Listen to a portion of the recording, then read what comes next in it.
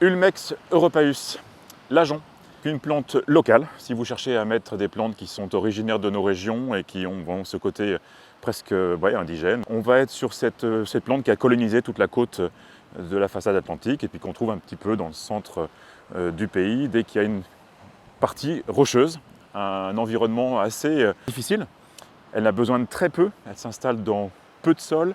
Elle s'installe en front de mer, elle s'installe dans le vent, elle s'installe dans des régions qui peuvent être aussi froides. Donc voilà, une plante très résistante. Toute sa caractéristique, c'est ce jaune là que l'on voit, ce jaune pendant la partie hivernale, qui est magnifique, qui fait le plaisir des yeux. Et cette fleur qui est extraordinaire, et donc on la confond souvent au genêt, la fleur de cette famille qu'on appelle papillonacée.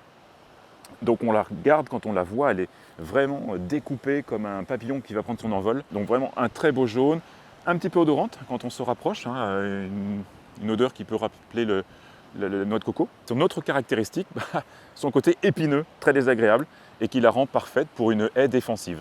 Donc la mettre en bordure de vos jardins, si vous voulez que ça évite de pénétrer, et voilà, c'est la plante parfaite. Donc cette petite feuille qui se transforme en aiguillon une fois qu'elle vieillit et qui la rend impénétrable. Donc voilà, la plante à mettre dans votre jardin, voilà, quelle que soit la météo. Jardinez bien.